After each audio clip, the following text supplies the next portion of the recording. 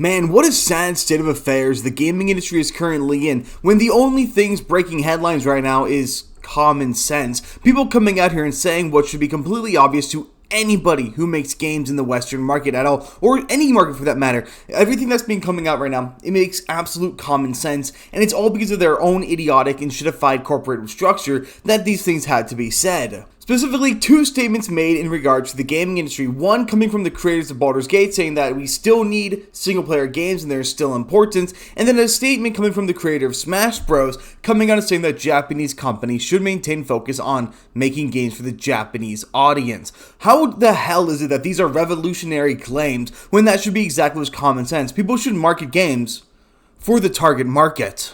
And it's pretty funny that these stories are coming out right now as we're right on the precipice of the release of Assassin's Creed Shadows, and the early reviews are coming out and showing that the game is utterly trash. Before I go any further though, like, subscribe, and let's get into this.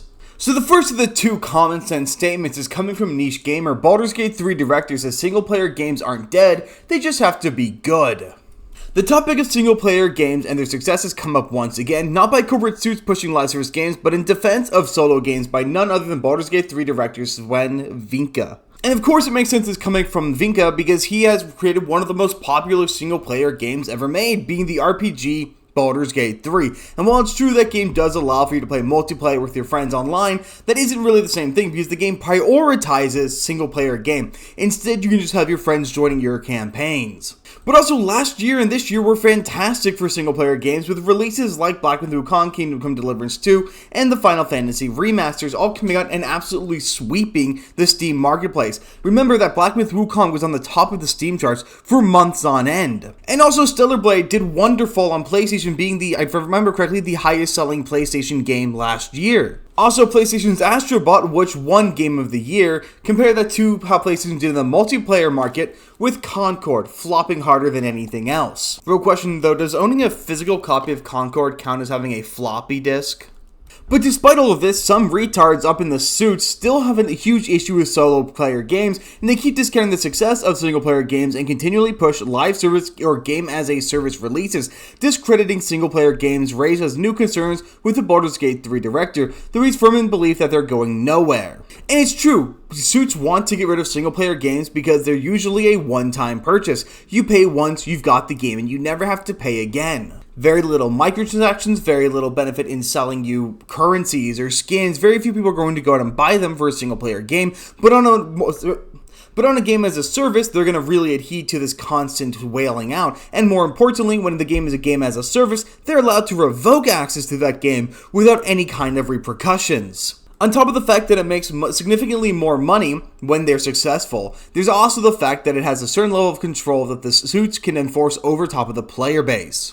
Just look at Minecraft, who decided to switch to this game as a service model, and now you can get banned for saying a no-no word on a single-player server, and be banned from ever touching the game ever again just because you said a naughty word in a server that you own by yourself. Single-player games offer the player base too much freedom and too much opportunity to do whatever they want with it, that really rubs these maniacs the wrong way. But Vink goes on to say, that time of the year again when the big single-player games are declared dead. Use your imagination, they're not, they just have to be good. And Assassin's Creed Shadows is the perfect encapsulation of this.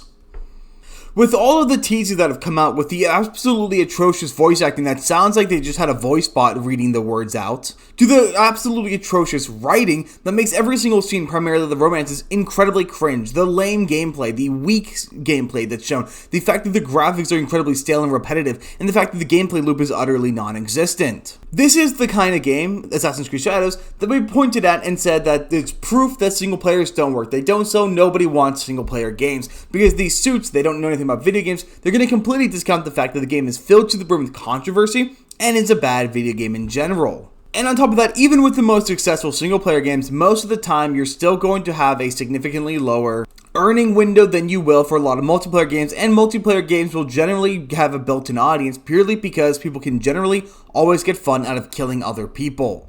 Vink then added, the why of this tweet is hearing chatter about important industry figures stating there is no future for big single-player games, which means discouraging investment in big single-player games, which bothers me because I don't think they have it right, which she's absolutely right. They have it completely wrong. Single-player games are and will always be the future of the gaming industry. That's where you will always push the boundaries. Multiplayer is great, Marvel Rivals is fantastic, but it's not ever going to do enough evolution to realistically push the genre forward. The problem is, this type of attitude has consequences because before you know it becomes a mantra, Swen clarified. So this is just me trying to give some counterweight. I think good single player games will continue to do as well as they have always done. They just need to be good and innovate enough. And that's the thing, even games without any kind of marketing, games with incredibly low budgets, can get a ton of traction, both single player and multiplayer, but they're going to be completely discounted because of the fact that they aren't multiplayer games, and people who make these games really have no faith in any of it. What the fuck is going on? Multiplayer is fantastic, but it will never reach the depth of innovation that is required in single-player games for them to stand out, and so single-player games are a must-have in any kind of industry. They also absorb a lot more time and are much more substantive when you play them. They also have significantly stronger staying power over the long scale. For instance, right now I'm going back and I'm playing Skyward Sword for the Wii because I've never played it before and it's a single player game. But I'm not really going to go back and play a multiplayer game on the Wii because, well, the servers are down. And you don't ever have to worry about servers going down on a single player game. Unless that game is a game as a service model single player game where the ability to play the game is tied directly to the server, such as what was going on with Suicide Squad Kills the Justice League or the Marvel's Avengers game. And while this take seems completely milquetoast and regular to you, the next one is even more idiotic. Coming straight out of Japan and the creator of Smash Bros, we have Super Smash Bros creator says Japanese devs should simply pursue what they love because its overseas fans love Japan's unique style and its distinct charm, written by Spencer Baculi over at Bounding Into the Comics. And this is another one of the trends that has recently been plaguing a lot of the gaming industry. A lot of games in the Japanese market are completely westernized, going in headfirst with the Type A, Type B body types, going full force into Western sensitivities and censorship styles, and just absolutely abandoning the Japanese marketplace in favor of the Western one. Such as that Dragon Quest re-release, which scrapped a ton of the things built into the game to appease to Western markets. Now, during a cultural media festival that was held every year in Japan, Masahiro Sakurai was honored for being such an influential creator in the various art spaces, both in his games and video game channels that he has made. And during this statement, he was met with the assertion from his host that the gaming market in China has been booming. Before being asked if he had, do you have any thoughts on what the direction the Japanese gaming industry should take in order to remain competitive against their East Asian neighbor, Sakurai opened, "This isn't exactly my own idea, but looking at trends in the gaming industry, I strongly believe that Japanese creators should simply pursue what they love." And the Chinese market is booming with games like the MiHoYoverse games and of course Black Myth Wukong coming out. They're absolutely steamrolling. First China, then South Korea, and then Japan. It's kind of weird to see Japan at the bottom of that list when Japan was for so long at the top of the food chain of gaming, just underneath America. But now America is pretty low on that pale as well. And Sakurai continued on, there was a time when American entertainment was hugely successful, and people in Japan thought we should create something more Americanized. There was definitely that kind of culture trying to align with the de facto standard products of standards that became widely accepted through market competition. However, I feel that overseas fans of Japanese games aren't necessarily looking for that, he further noted. What they love is Japan's unique style and its distinct charm. In other words, I believe the ideal approach is for creators to make the games what they truly want, and for those who appreciate them to enjoy them.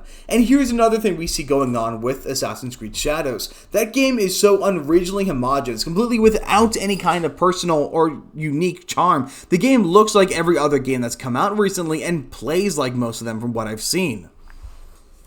The game wanted so desperately to be like a Japanese game, but completely dumped any of the stuff that would appeal to Japanese markets. And in their attempt to appease the Japanese markets, they've also completely abandoned the Western markets, partially because a lot of the Western market wants what the Japanese market wants: quality and authenticity, something that Assassin's Creed Shadows lacks in spades. Sakurai then finished his statement by declaring, the most important thing I want to say is, do what you want freely. And he's absolutely correct when it comes to Japanese media, games, anime, or whatever. The reason people engage with them is they like the unique storytelling that's done. You can find the same quality of story from any country, but you can't find that cultural twist that these games usually carry with them. And similarly, that's what's going on with a lot of the markets right now. Everything's trying to be so homogenized, so enshittified, that there is very little room for any kind of wiggle, any kind of space that allows for uniqueness or growth for any of these markets. And when every single single game is the same level of shittiness, it's no wonder that people are going and looking at it saying, well, these games aren't working, so obviously it must be single players' fault.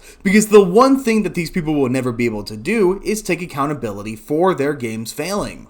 It always has to be someone else's fault. It's always the audience's fault, it's always the game type's fault, but it's never the suit's fault for making the wrong kind of game or abandoning what really should be the focus of making games, being the player base. But that's pretty much all I've got. Let me know in the comments what you guys think about this, and I will see you guys on the next one.